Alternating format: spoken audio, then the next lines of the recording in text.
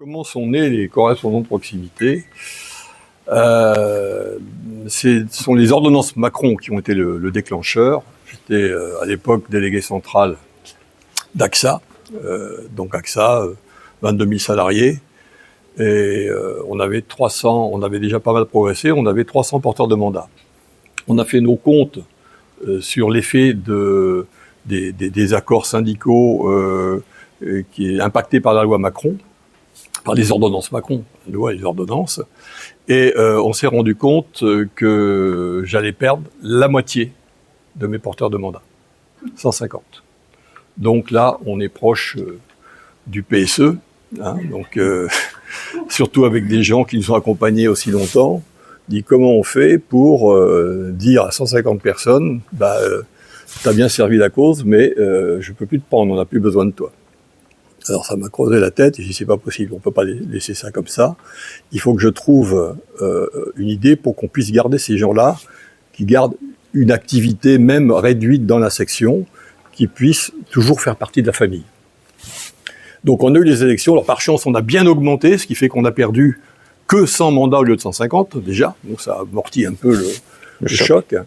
Mais et là j'ai dit on va mettre en place, on va créer une fonction qui n'existe pas dans la loi, puisque à l'origine des lois Macron, enfin les ordonnances toujours, on expliquait que de toute façon c'était le minimum, la bouche en cœur de nos politiques, c'était le minimum, mais dans les entreprises, libre à vous d'aller au-delà et d'améliorer le dialogue social en faisant beaucoup mieux que ce que nous dit la loi. Vous pensez bien que quand c'est arrivé dans les entreprises, ça a dû arriver chez vous aussi, souvent c'est la loi que la loi. Oui, mais si vous voulez faire quelque chose en plus, parce que j'ai bien sûr parlé des correspondants de proximité à mes DRH préférés à AXA, qui m'ont dit, attendez, Joël, non, c'est pas dans la loi. Et je dis, mais c'est pas ce qu'on a dit. Dans l'esprit, on peut faire beaucoup mieux. Ah oui, oh là là, non, parce que forcément, trop content de faire des économies. Donc, je me suis fait balayer d'un revers de la main l'existence des correspondants de proximité notés sur un accord. Ils n'ont pas voulu. Je dis tant pis. Si l'entreprise ne veut pas, on les mettra quand même en place. On les mettra en place. Alors ensuite, première idée, donc, arriver à compenser la perte de nos mandats, de nos représentants. Ensuite, ou dans le même temps, on va faire comme le en même temps, tiens, mais pas le même. Quand je distribuais des tracts, après les élections, à Nanterre, auprès du personnel administratif, je distribue des tracts, un papa, du syndicat encore, oui. Et puis on essaie d'accrocher les gens, ce que vous faites tous. Et puis je leur disais, faut nous aider, faut venir nous rejoindre, quoi. Je dis, ah bon, mais les élections sont passées. Moi, si je veux vous rejoindre, quand on arrivait à en amorcer un ou une, il faut que j'attende 4 ans. Puisque les élections, c'est dans 4 ans. Alors là, je me suis dit, il y a un truc qui va matcher. Et j'ai pensé à mes correspondants de proximité. Première version. Et là, j'ai dit, mais vous intégrez à ce moment-là la section, tout doucement, et puis vous pouvez devenir notre correspondant de proximité. Vous êtes bénévole, parce que c'est ça, ce sont des bénévoles. C'est ça qu'il faut arriver à accepter dans l'esprit, parce qu'on est tellement habitué à dire, mais moi je prends un mandat, donc j'ai des heures, donc je suis reconnu, et je suis légalement couvert. Si on est correspondant de proximité, dans la loi ça n'existe pas. Ça pourrait fonctionner s'il y a un accord d'entreprise. Bon, là il y a un petit peu de travail à faire, mais pourquoi pas. Mais sinon, c'est bénévole. Bénévole. Et par contre, ces bénévoles-là, nous on les connaît. Ils sont reconnus par la structure syndicale. Donc, je disais à ces personnes-là, je dis, écoutez, vous pouvez très bien mettre un pied dans notre section syndicale, vous nous donnez des renseignements sur votre service ou votre région, vous me dites ce qui se passe, vous discutez avec les salariés, et puis vous nous faites remonter des infos. Un peu les infos qu'on avait avec les anciens DP, qui n'existaient plus.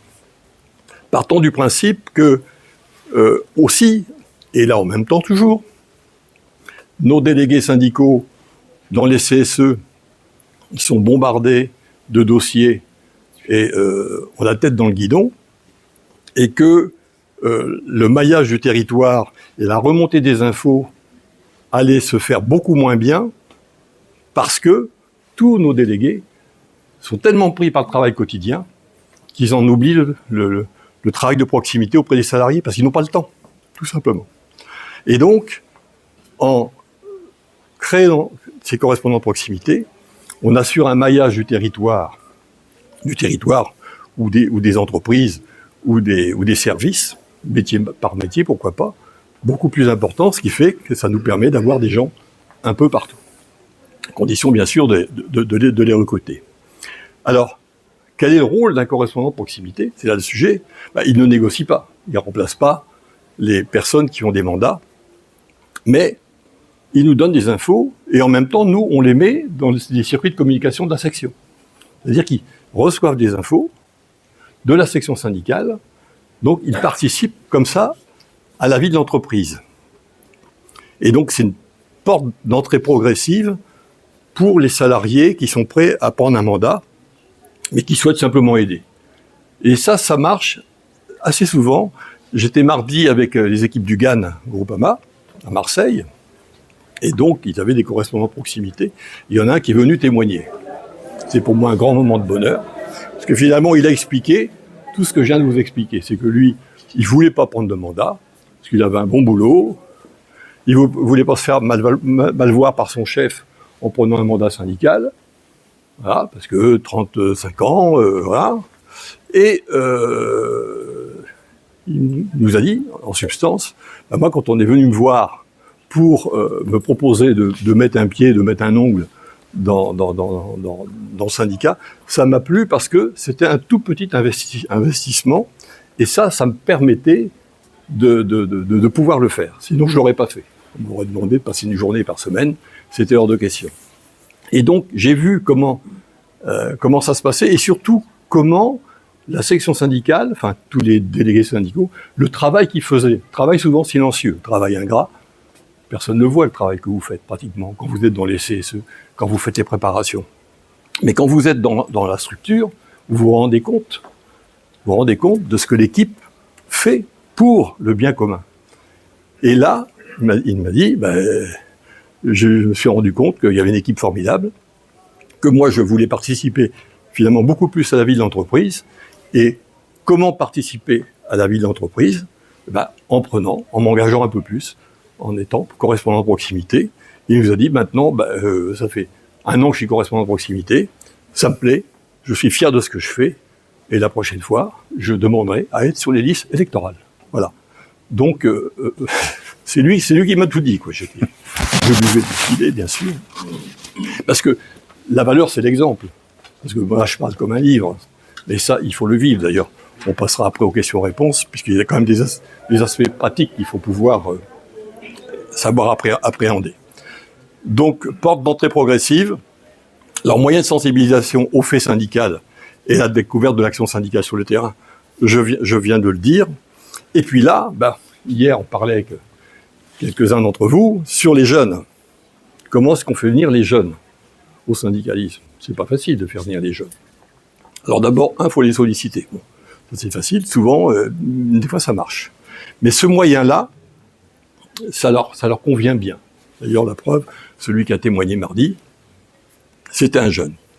Donc ça nous crée un vivier électoral, en plus, pour les élections d'après. C'est-à-dire, vous faites bingo. D'une part, vous maillez bien le territoire, partout. Vous avez des bonnes remontées d'infos. Quand vous allez négocier vis-à-vis de la direction, vous faire remonter des infos, c'est du sûr, parce que vous avez des éléments factuels pour le faire. Donc, vous ne vous trompez pas. Et puis, en plus, vous récupérez des jeunes qui ne seraient pas venus autrement. Et ça, c'est un bon moyen. Parce que le jeune, souvent, au début, quand j'allais voir les jeunes, ils disaient, mais qu'est-ce que le syndicat va m'apporter? Qu'est-ce que vous allez m'apporter? Au début, j'ai essayé d'expliquer la protection juridique, les négociations collectives, les ci, les ça. Puis après, ça marchait pas toujours. Donc, après, j'ai changé de braquet. Quand ils me disaient, qu'est-ce que vous allez m'apporter? Je dis, moi, rien. Comment ça? Les syndicats, tu vas rien m'apporter? Non. parce que moi, je suis un peu ancien, je suis sûr de moi, j'ai tout réussi ou pas loin. Bon, mais ça suffit pas. C'est pas parce que on est ancien qu'on a tout réussi que ça va te profiter à toi en tant que jeune. Toi, t'es jeune, t'as des demandes qui sont très différentes de celles des seniors. Un jeune, il a des soucis, souvent c'est la rémunération, c'est le logement, enfin, des soucis qui sont très très différents des seniors. Et dans les demandes auprès de la direction, il y a forcément une différence syndicale. Et si on veut avoir un syndicalisme porteur auprès des jeunes, il faut que ce soit les jeunes eux-mêmes qui incarnent ça. Et pour que ce soit les jeunes eux-mêmes qui incarnent ça, eh bien, il faut arriver à en recruter pas mal. Et dedans, il y a forcément des gens de talent qui vont éclore et qui vont nous aider à continuer l'œuvre syndicale avec du recrutement efficace qu'on pourra travailler. Alors ça renforce le lien de terrain, la visibilité du syndicat aussi, parce que ces correspondants de proximité, ils sont connus finalement. Ils sont connus. Alors, ils s'exposent pas, mais ils sont connus.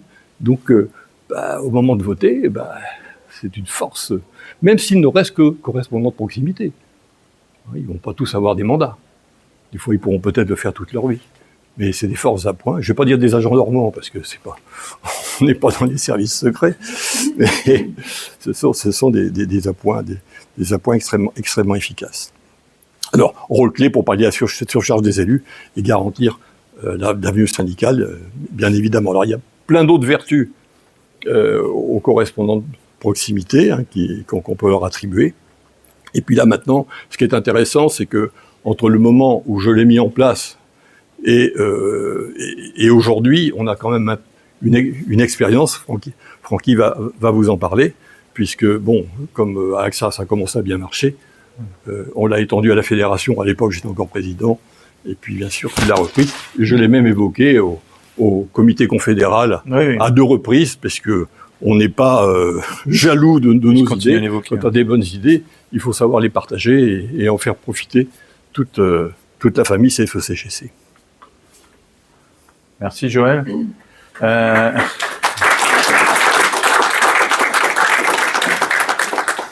Ce que je propose, Gilles, c'est peut-être qu'on revienne sur le tableau initial.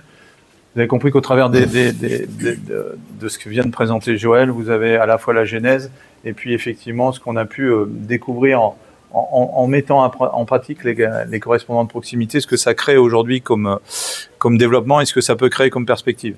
Et pour vous dire que, parce que forcément on peut avoir des doutes, parce qu'on se dit ouais, attends, c'est déjà pas facile d'aller faire une adhésion, donc comment on va aller éventuellement faire en sorte que quelqu'un qui n'est aujourd'hui absolument pas intéressé par le syndicalisme puisse venir finalement nous donner un coup de main, alors que Joël, très honnêtement, a présenté le fait que c'était bénévole, que c'était ceci, que c'était cela, ce qui est vrai, et pour autant ça fonctionne, et c'est pour ça qu'on a voulu jouer franc jeu avec vous. On a enlevé les noms parce qu'on a un suivi forcément nominatif, où on va retrouver selon les différentes sections, on a derrière, le nombre de correspondants de proximité qu'on suit régulièrement et qu'on anime au niveau de la fédération de façon à regarder ce que ça donne, à avoir des résultats et à faire des points qu'on a déjà fait lors des dernières élections en disant combien de correspondants de proximité sont venus alimenter vos équipes.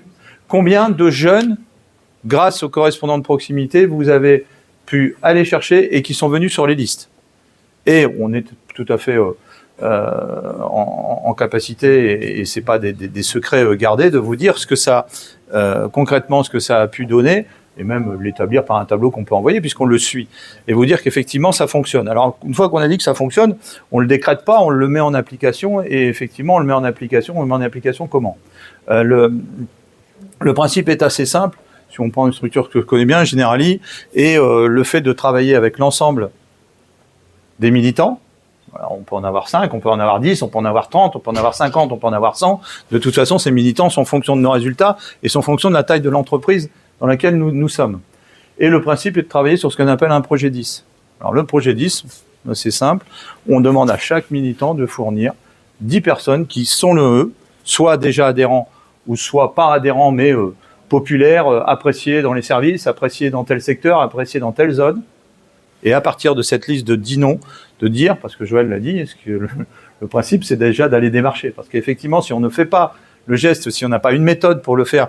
Et effectivement, on a même, on va pas le présenter ici, mais on a même des écrits, des schémas permettant d'avoir le discours à tenir pour aller discuter de ces missions de correspondant de proximité. Ce qui facilite, ce qui permet aux militants de dire bon, je suis pas tout seul, c'est pas le Demerden de Gigich, on me donne des moyens et avec ces moyens, je vais travailler et j'obtiens des résultats.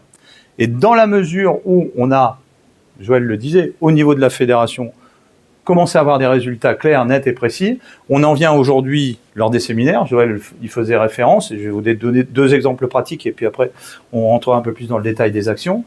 Joël expliquait que dans un séminaire Gonpa-Magan, donc une structure assez importante de notre fédération, maintenant, le délégué syndical central présente un correspondant de proximité pour expliquer le résultat, ce que ça fait, et le fait que la personne de 35 et quelques années dit je vais être candidat la prochaine fois parce que j'ai découvert.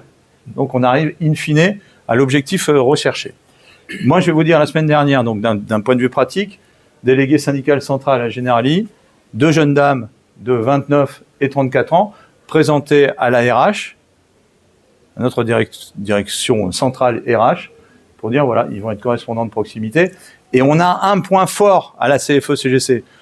Forcément, allez, permettez-moi d'être critique, même si je suis un fervent défenseur de la pluralité syndicale. On sait très bien qu'à l'intérieur de la CFE-CGC, nous sommes tous des professionnels connus et reconnus. Et que quelque part, quand un central de la CFE-CGC va discuter avec sa direction des ressources humaines en disant, voilà, j'ai besoin de lancer du monde, parce que n'oublions pas une chose, eux aussi, ils ont besoin d'avoir des intermédiaires demain. Parce que s'ils n'ont pas de corps intermédiaire, ils ont les gilets jaunes. Voilà. C'est assez caricatural, mais c'est très efficace. Vous savez, il y a quelque chose qui les a bousculés dans leur fort intérieur, c'est les gilets jaunes, quoi. Ça, c'est le truc qui marche. Donc, ils ont besoin de corps intermédiaires constitués. Et tant qu'à faire, s'ils ont besoin de renouvellement et de jeunes qui vont arriver, ils vont préférer que ce soit la CFE-CGC qui vienne amener des jeunes qui viennent à un syndicalisme constructif, si vous me permettez l'expression.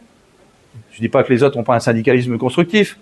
Je dis que parfois, ils ont un syndicalisme de compromission selon leur couleur orange, ou qu'ils vont avoir un syndicalisme de contestation très fort s'ils sont rouges. C'est caricatural. C'est très caricatural. Permettez-moi de le dire quelques instants. Et donc, nous, on est juste au milieu. Et quelque part, quand je pars de ce postulat, je dis que quand nous, centraux de la CFE-CGC, on va arriver devant une direction, on va être écouté pour dire, et j'en ai fait l'exemple la semaine dernière. Et vous savez, quand vous faites de la théorie au niveau d'un appareil, c'est bien d'être resté à la réalité du terrain en tant que centrale et de se dire, est-ce que ça fonctionne? Eh bien oui, parce que la DRH a dit, pas de problème, on va regarder, on va observer, etc. Et puis bien entendu, qu'est-ce qu'il vous dit un jeune? Ou une jeune? Là, c'était 2 jeunes dames. Ils disent, moi, je veux bien y aller, moi, je suis intéressé parce que je veux avoir une vision, contrairement à ce qu'on dit. On dit, les jeunes, aujourd'hui, ne sont pas politisés. Non, ils veulent voir, ils veulent découvrir, ils veulent savoir. Mais pour découvrir, justement, le correspondant ou la correspondante de proximité, c'est l'excellent sujet, j'y reviendrai après. Mais ils disent en même temps, attention, moi je veux bien faire ça, mais je veux pas non plus que ma carrière, elle soit fracassée, excusez-moi d'être un peu brutal sur le mot, parce que j'ai décidé d'avoir une activité syndicale. Et quand on a une DRH qui dit en face, mais oui, on a besoin de personnes qui s'investissent dans un syndicalisme constructif, croyez-moi, la semaine dernière, les 2 personnes, quand j'ai discuté après, non seulement étaient rassurées, mais presque motivées en disant, finalement, je ne suis plus anonyme.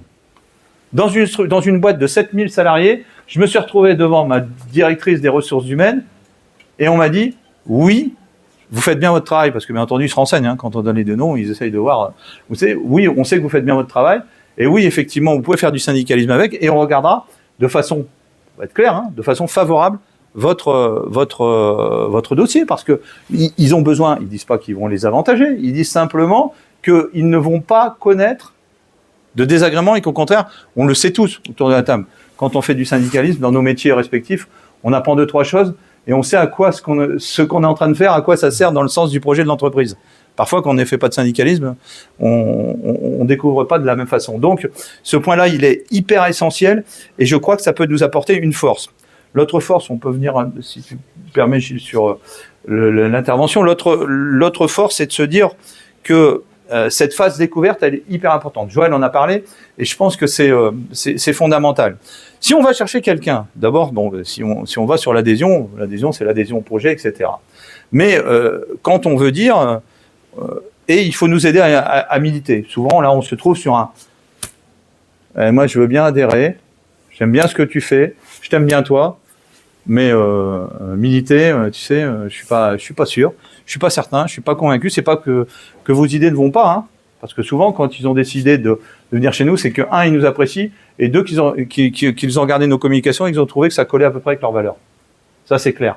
Par contre, faire passer le cap de dire, viens militer avec nous, bon, on a tous connu des difficultés, et par moments, c'est pas évident. Donc, le principe, à ce moment-là, c'est justement de dire, ben, nous, on a quelque chose à te proposer qui va être une phase découverte, et cette phase découverte, c'est le moyen pour toi de regarder avec nous comment ça fonctionne, de commencer à mettre le pied à l'étrier. Vous savez que, normalement, en fonction des entreprises, des accords de droit syndical, je ne dis pas que c'est partout, hein. On n'est pas en train d'arriver avec une solution sur mesure. On est en train de dire que de temps en temps, on peut avoir des heures. Un délégué syndical central peut avoir des heures qu'il va pouvoir déléguer d'une façon ou d'une autre, et qu'à ce moment-là, il faut penser aux correspondants de proximité, ce que disait Joël, en disant on va vous donner quelques heures. Et dans ces heures, ce qui est important, c'est qu'ils soient accompagnés avec des gens d'expérience, entourés, encadrés, pour qu'ils comprennent à quoi sert l'activité, et deuxièmement, qu'on puisse les mettre sur des sujets particuliers. Si je prends une des deux personnes, pour vous donner quelque chose de très pratico-pratique, une des deux personnes que j'ai présentées la semaine dernière vient d'une structure qui s'appelle la Médicale. Alors, je ne vais pas vous faire toute l'histoire, mais en fait, la Médicale appartenait au Crédit Agricole, et du Crédit Agricole, elle vient de passer chez Generali. En fait, elle a été... donc, ils sont intégrés dans le système Generali, mais ils ont encore une structure, la Médicale, sans représentant du personnel.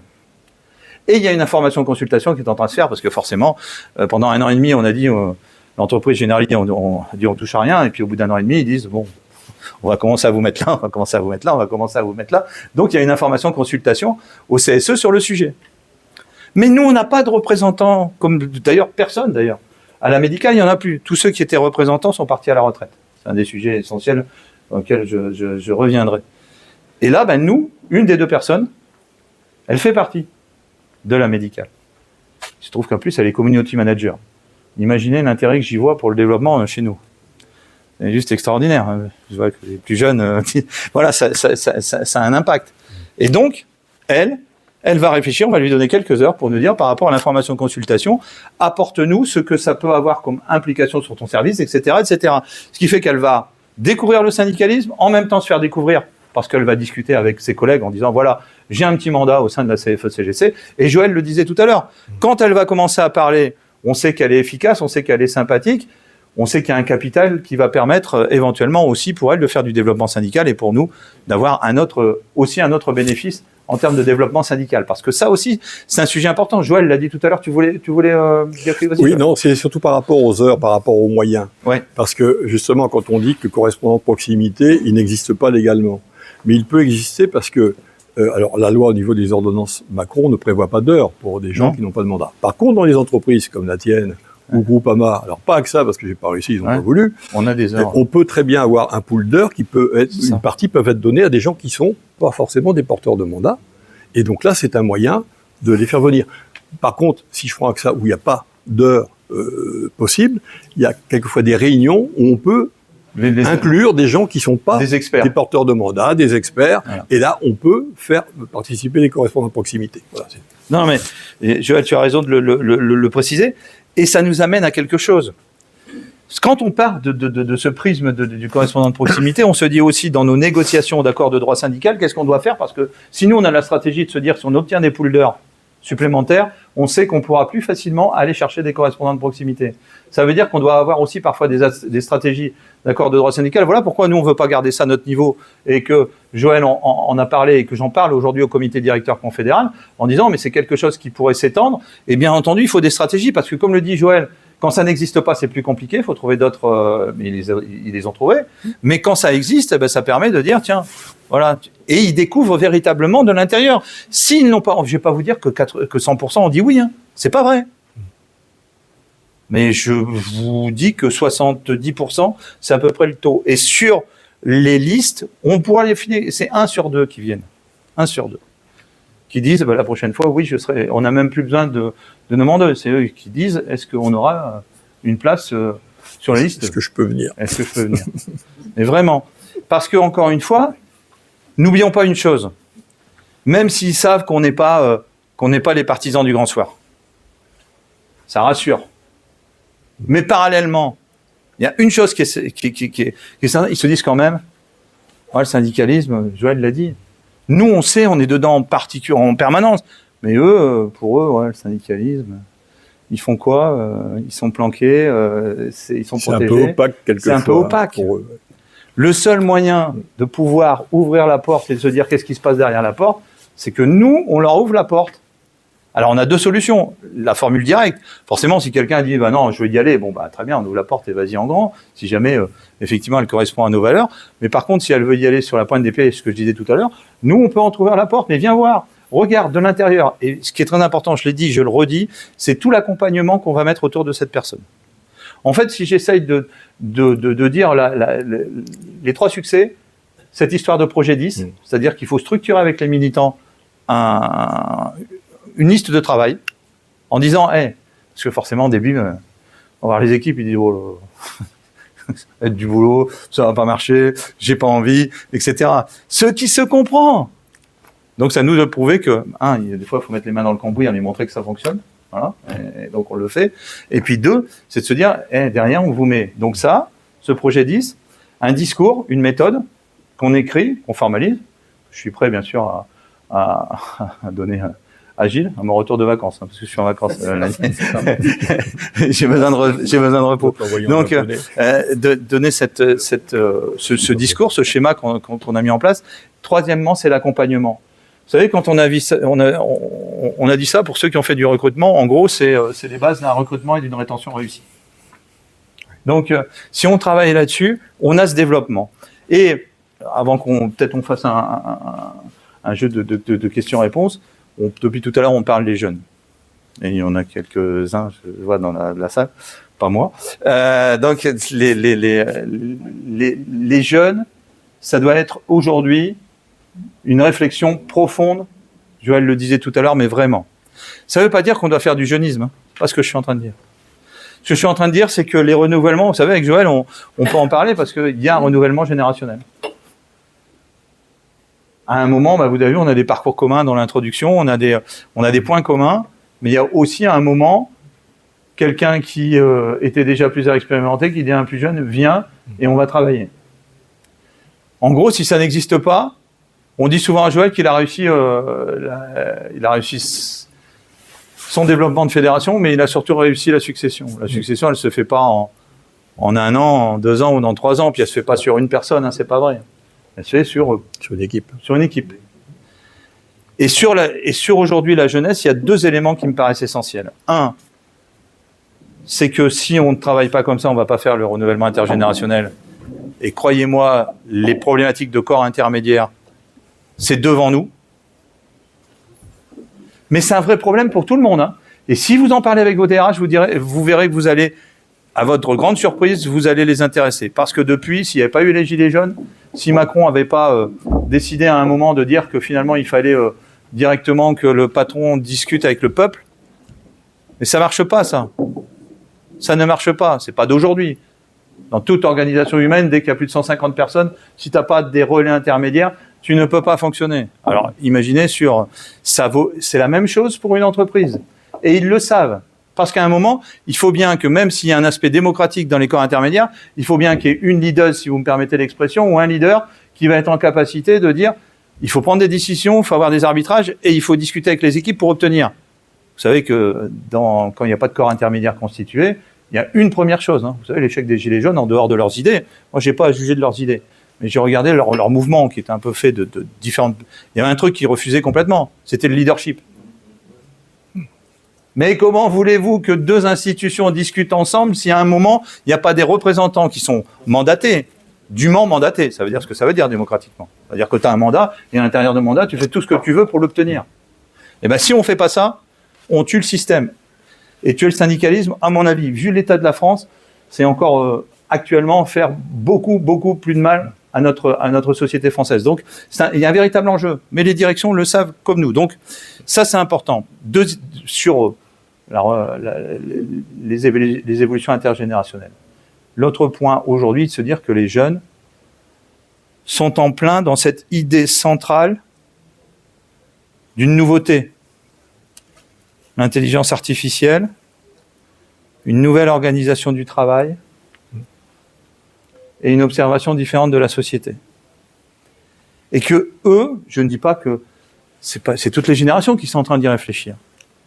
Mais ceux qui, aujourd'hui, sont pleinement, entièrement dans l'intelligence artificielle et la capacité de bien la comprendre et de vivre et d'évoluer avec, ce sont eux. C'est pas pour ça qu'on n'a pas de travail avec les autres générations, c'est pas le sujet d'aujourd'hui, sur le point. Mais c'est un point central.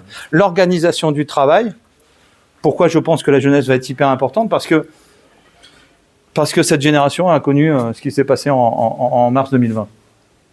Et c'est qu'une seule génération, il y a eu plein d'autres événements historiques, hein. On ne voit pas psychologiquement, si, on commence à en parler beaucoup, hein, des effets. Hein. On a dit, nous y compris, à des personnes, vous ne bougez plus.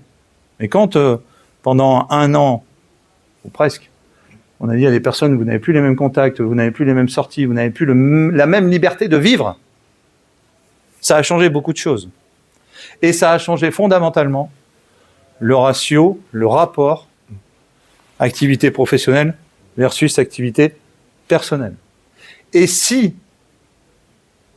comme ça, par miracle, aux alentours du 21 mars 2020, nos dirigeants ont compris qu'il y avait une activité qui s'appelait le télétravail, que les uns et les autres, nous, autour de la table, on a proposé très souvent, en ce qui concerne certains métiers qui pouvaient s'adapter au télétravail, où on nous a toujours pas, enfin, vous n'y pensez pas, c'est pas possible. Pas vous, Francky, pas la CFE-CGC, non, vous pouvez pas faire ça, c'est pas possible. Vous pouvez pas nous proposer ça.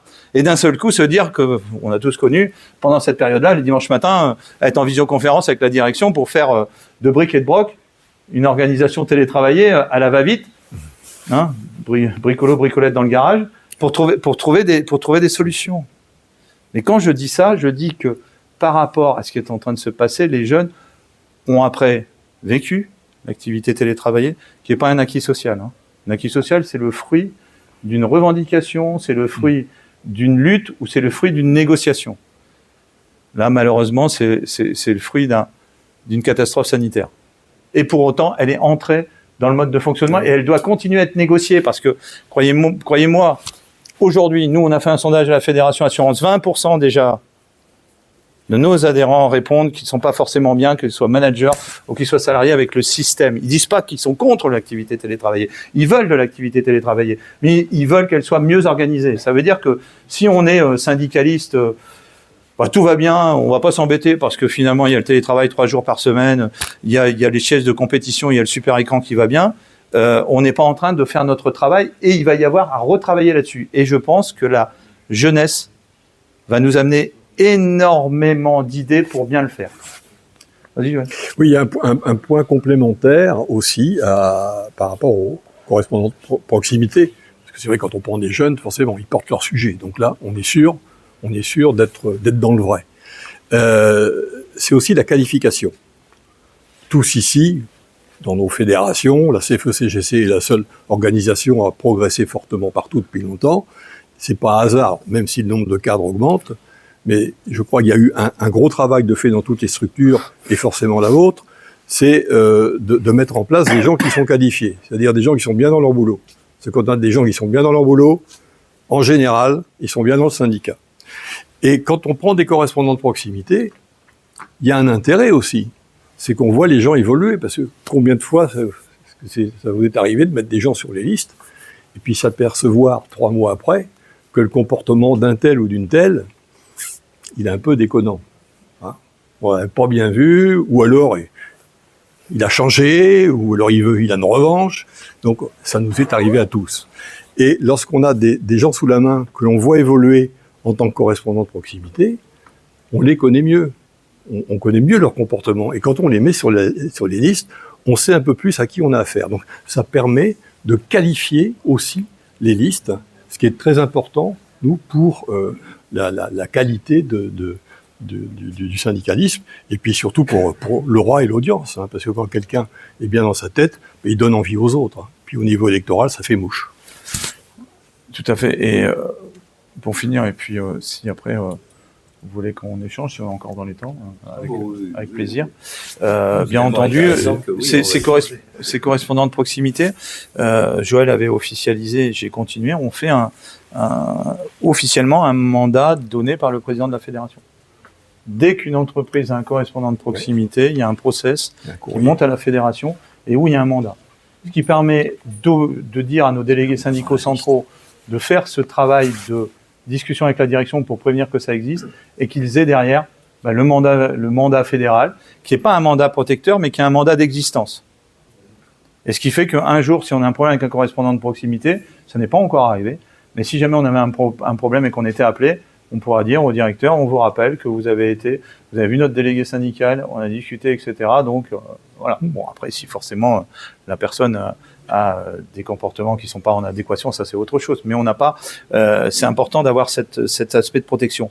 Et pour la période d'accompagnement, c'est aussi systématiquement les envoyer en formation CFS. Donc, ils sont en formation, parce que vous savez qu'on peut envoyer des adhérents, donc là, forcément, on ne se gêne pas pour envoyer les correspondants de proximité. Et ce que l'on conseille, après, nous, il y a aussi, vous savez, on n'est pas dans une centralisation à la CFE-CGC, donc ce qu'on veut, c'est de l'autonomie, de la cohérence avec nos sections. On n'impose pas, mais on conseille fortement qu'il y ait en interne, dans le cadre de l'accompagnement, des formations liées à l'entreprise, parce que telle entreprise, parce que AXA n'est pas Generali, que Generali n'est pas Groupama Gann, et que si on arrive sur des petites structures, sans que ce soit péjoratif, de 250 salariés, le syndicalisme n'est pas le même que dans celui d'une boîte de 6 000 ou de 22 000 collaborateurs. Donc ça, c'est aussi important pour adapter, qu'il y ait une formation en interne, et c'est ce dont je parlais quand je parlais de l'accompagnement tout à l'heure. Moi, ce que je voulais vous dire, c'est que c'est une expérience à vivre. C'est une expérience qui a été... il faut faire de toute problématique une opportunité. C'est ce qu'a fait à l'époque Joël Mottier. Il l'a pensé. Après, c'est un collectif qui l'a développé. Et puis, on se dit quoi, finalement, aujourd'hui, le correspondant de proximité, c'était aussi de se prémunir peut-être de cette limitation des 3 mandats. Bon, il se trouve que la limitation des 3 mandats, c'est bientôt fini.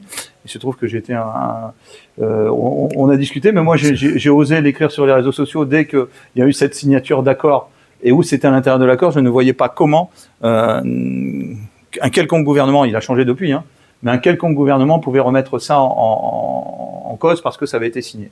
Donc, moi je l'ai écrit sur mes réseaux, ça a tourné beaucoup d'ailleurs. J'en ai parlé avec la conf et j'ai dit pourquoi. Voilà, il n'y avait pas de sujet. Et aujourd'hui, la bonne nouvelle, c'est que ça va se valider là. Oui. Et pour autant, ça ne veut pas dire que tout ce qu'on met en place, même si ça limite les effets négatifs des ordonnances Macron, ça c'est devenu une opportunité que on va de toute façon continuer. Mais il est vrai que quand Joël parlait de répondre à des limitations de candidature, oui, et aussi aux limitations de mandat qui nous mettaient dans une difficulté. Et je finirai quand même par parler d'un élément connexe très important pour nous, c'est les parcours de valorisation syndicale. Quand on entre, vous savez, on prend l'exemple de mes 2 jeunes dames avec qui j'ai rencontré la DRH centrale la semaine dernière. C'est déjà mettre un pied dans qu'est-ce qu'on va faire pour eux en termes de valorisation du parcours syndical. Et quelque part, si on fait ça, on lève un des freins hyper importants de dire j'ai envie de m'investir dans l'entreprise, j'ai envie de faire quelque chose d'autre, j'ai envie d'une vision beaucoup plus large. Et c'est vrai que c'est quand même intéressant d'être dans un CSE parce qu'on voit la vie de l'entreprise. C'est quand même intéressant de faire du syndicalisme, d'être RP et de défendre les camarades quand on a un souci particulier. Mais pour autant, on a besoin effectivement de cette sécurisation, de dire il ne faut pas que ça nuise à ma carrière. Et au contraire, qu'est-ce que je fais pour que ma carrière soit valorisée? Parce qu'en même temps que d'une activité professionnelle, je donne beaucoup plus à mon entreprise puisque j'ai une activité sociale. Donc ça aussi, c'est un élément. Vous voyez, en partant d'une thématique, comment on élargit et comment on trouve beaucoup de points qui peuvent nous faire avancer. Voilà. Je dis merci à Joël et je dis merci à la Fédération Assurance derrière de travailler sur le sujet, de travailler encore. Et je dis merci à Gilles de pouvoir venir exposer ce qu'on vit et ce qu'on souhaite développer. Voilà. Donc c'est super important en fait. Et on a tous la même problématique. Et là, vous avez une solution qui fonctionne.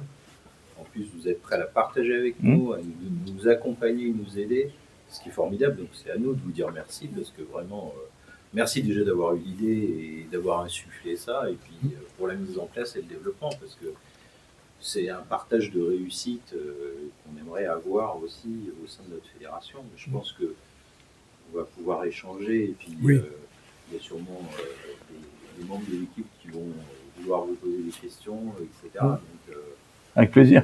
Avec plaisir.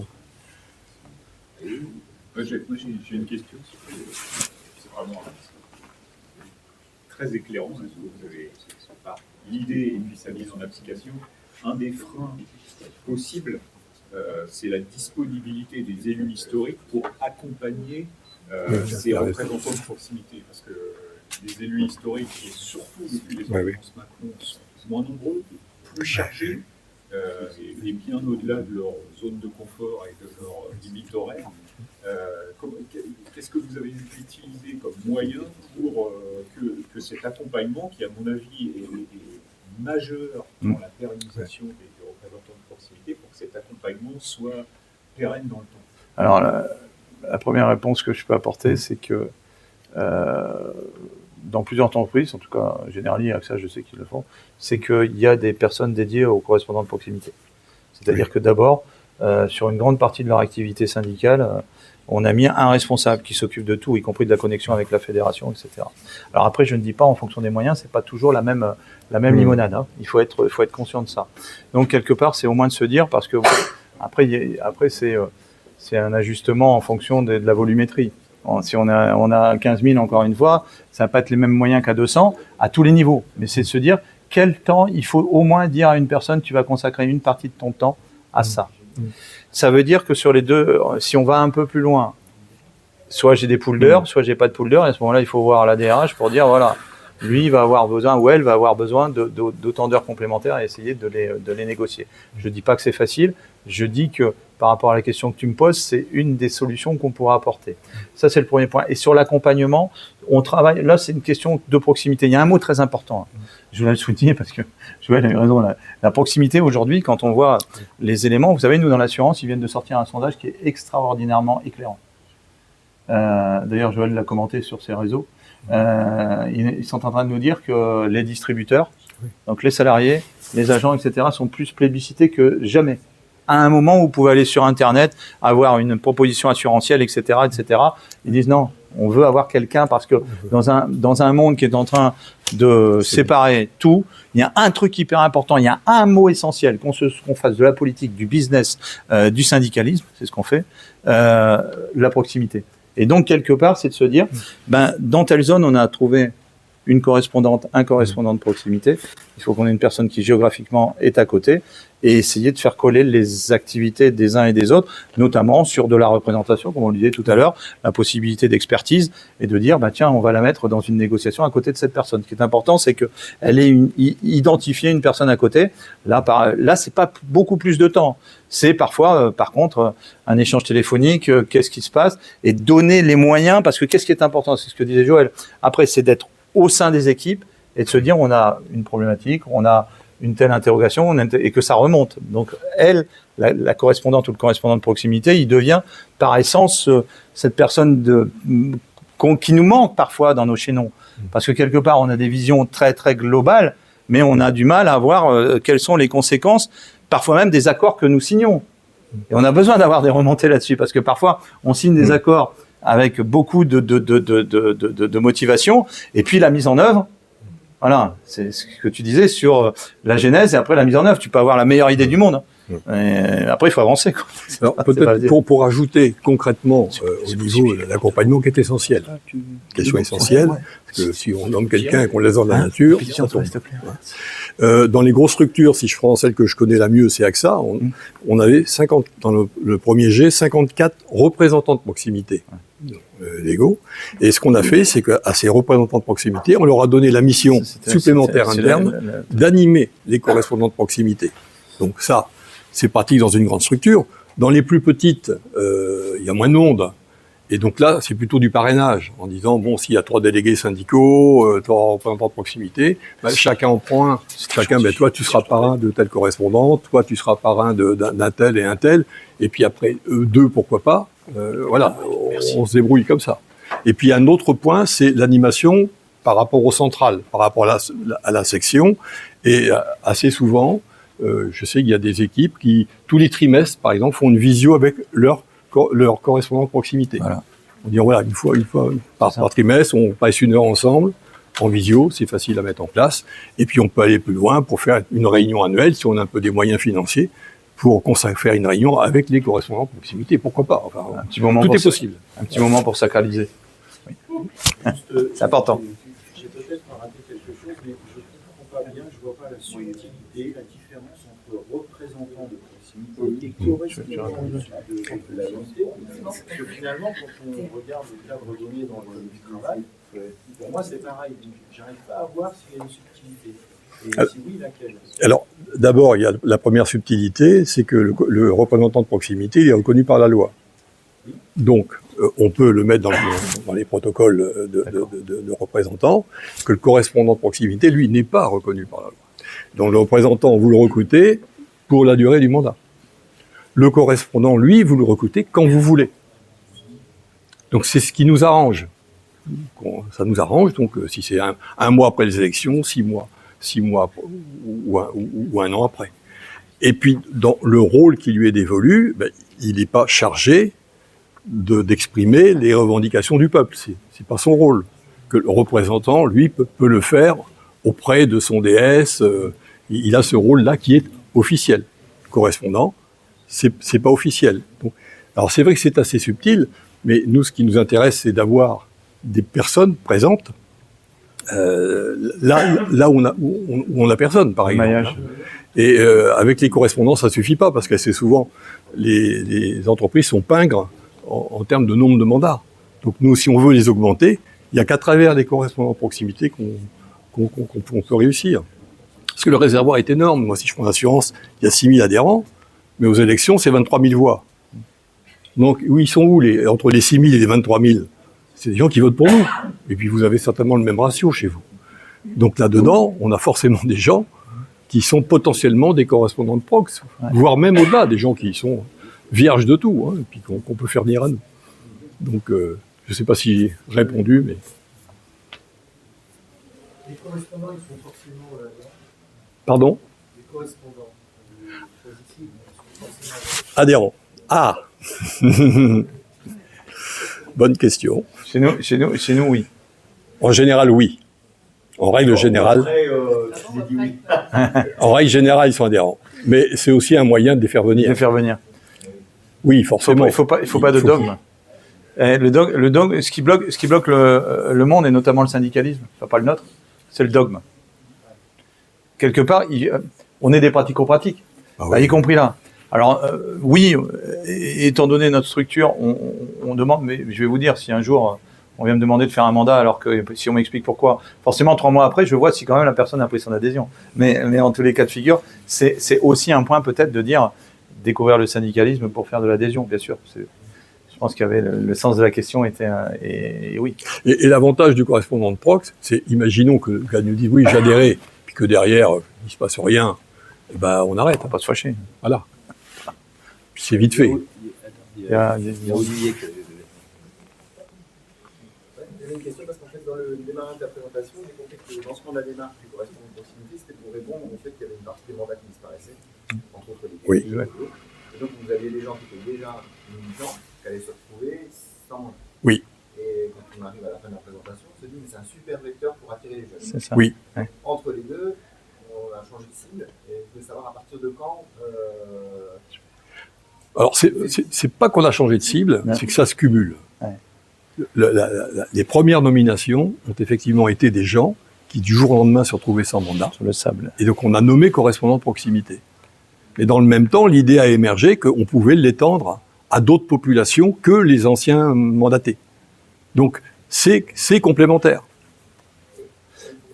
Est-ce que, en fait, c'est parce que vous recherchez justement le renouvellement intergénérationnel que sur les jeunes, parce que vous ne faites pas pas, ou effectivement le fait que ce soit du bénévolat, pas vraiment annoncé, pas forcément militant, je ne suis pas sur une liste qui ne dévoile pas, qui permet justement de toucher plus les jeunes populations. Oui, c'est clairement oui, parce que Oui.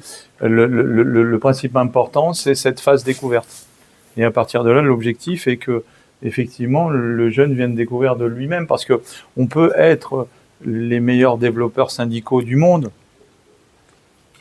on ne présentera que notre vision des choses. Je crois qu'on est tous pareils. Quand on voit de nous-mêmes, voilà, c'est humain.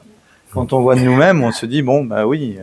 Puis surtout, on voit si c'est ressemblant à ce que la personne qui est venue me voir, si c'est bien ressemblant à ce qui m'a été dit.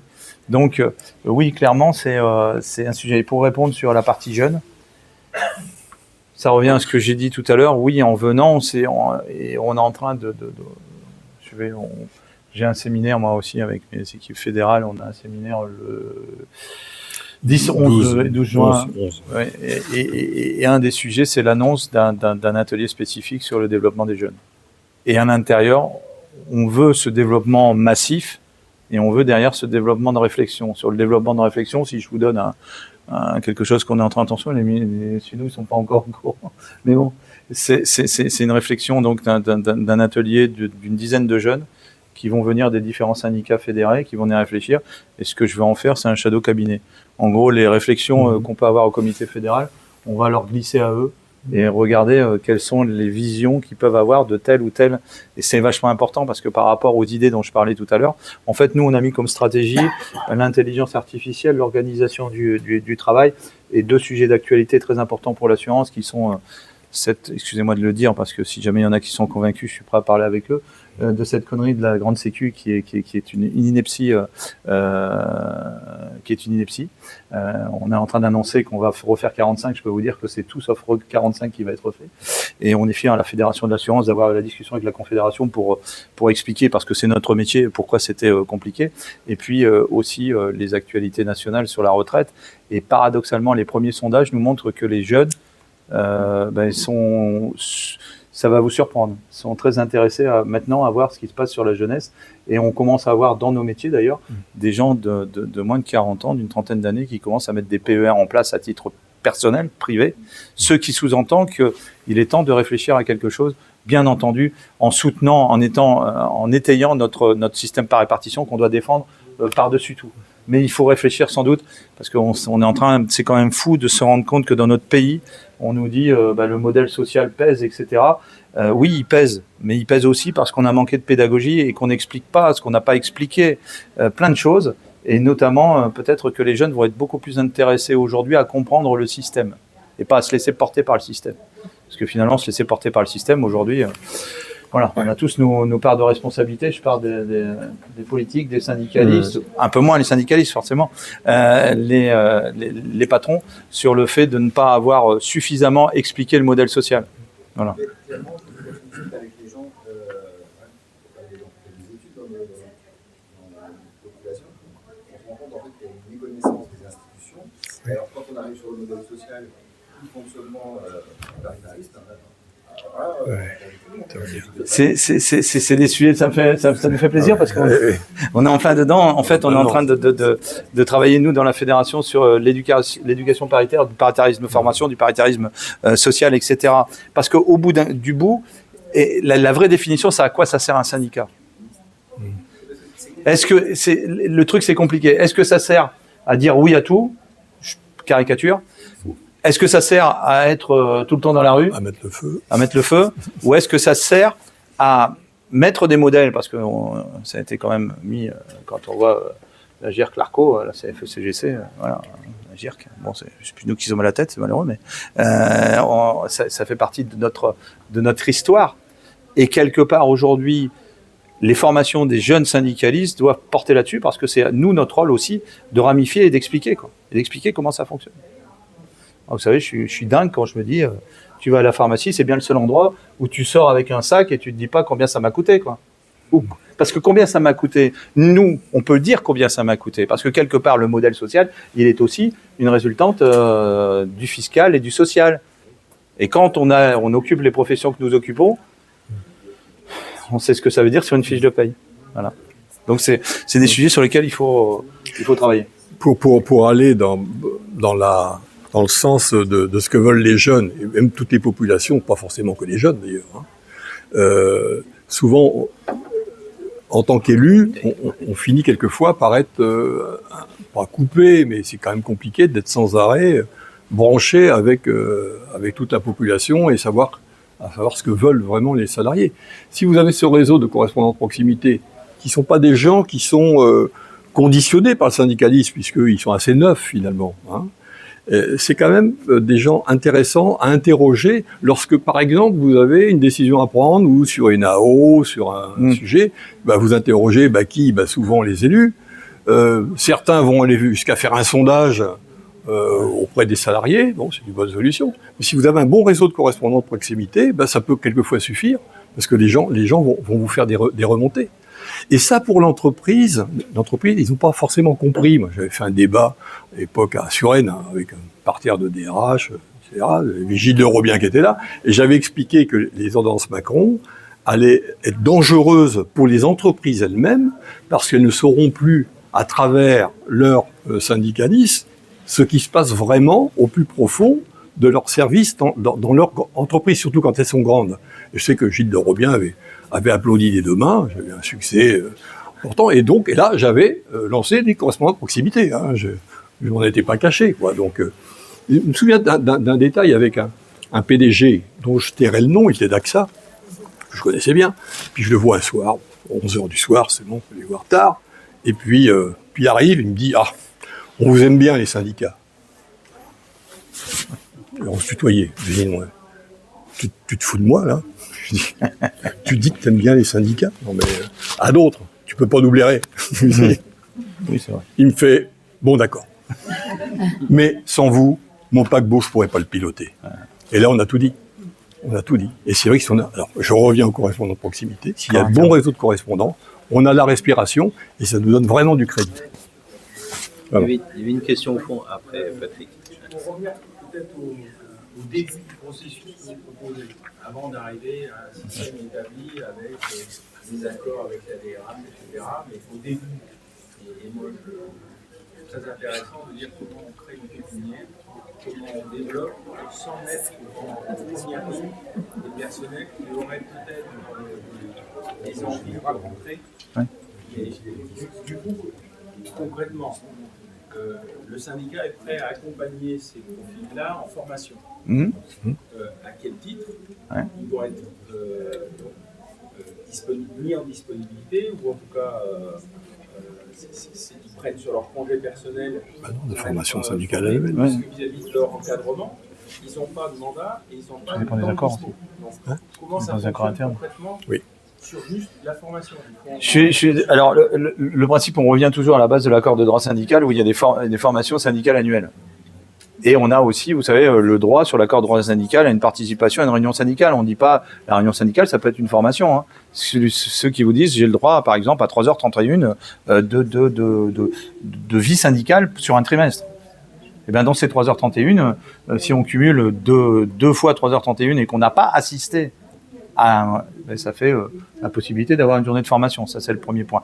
Tout dépend, encore une fois, des accords de droit syndical. Et l'autre aspect, vous l'aurez compris, c'est parfois la négociation, mais tu l'as bien souligné en disant c'est pas forcément évident d'avoir un accord de la RH pour pouvoir travailler sur ces points-là, mais ça fait partie des nécessités aujourd'hui de discussion avec eux en disant si jamais demain vous voulez qu'en interne on ait une équipe qui se tiennent, qui sont en capacité de pouvoir travailler avec vous, de pouvoir négocier les accords et de pouvoir travailler dans le sens de l'histoire, il va falloir nous aider. Et c'est pas à 15 jours des élections qu'on va commencer à aider. On sait très bien qu'une élection, c'est 2 ans avant, etc. Et dès qu'on a de toute façon rentré un correspondant de proximité, j'en ai rentré un ce matin sur la route. Je le disais à Joël en arrivant. Et on commence les élections dans 2 ans. Parce qu'on sait qu'on est intéressé par une personne, etc. Et on travaille. Par contre, je sais, on consent qu'il peut y avoir certaines contraintes en fonction de la relation avec l'entreprise et en fonction parfois de la représentativité. Soyons aussi, voilà. Aujourd'hui, dire que quelque part un profil, un salarié se manifeste pour dire je prends ma journée. Non, ça n'existe pas. Non. Ces freins pour faire Voilà pourquoi c'est à nous de préparer en amont et d'avoir des solutions possibles en entreprise et des possibilités. Alors il y a 2 éléments. Il y a l'élément légal qui est l'accord de droit syndical et savoir ce qu'on en fait. Je reviens à mes pools d'heures, je reviens à tout ça. Parce que ça aussi, c'est des pools d'heures qui peuvent être utilisés d'une façon déléguée sur les formations. On n'a pas de sujet là-dessus. Du moins parce que la personne, il faut définir ce qu'on va faire des pools d'heures avec les équipes existantes et avec des personnes qui peuvent venir autour. Sinon, vous rendez-vous compte de la difficulté. Aujourd'hui, on sait que tu as été une fois sur une liste et tu es parti pour 4 ans, parce que souvent les mandats, c'est aujourd'hui 4 ans. Et si, par malheur, tu perds, ça peut arriver, la moitié de ton équipe, tu fais comment pour créer l'avenir? Et face à ça, tu as une DRH qui doit se dire, demain, j'aurai qui en face de moi? C'est toujours la question. Après, c'est notre boulot de convaincre. Et de convaincre qu'on a besoin de moyens.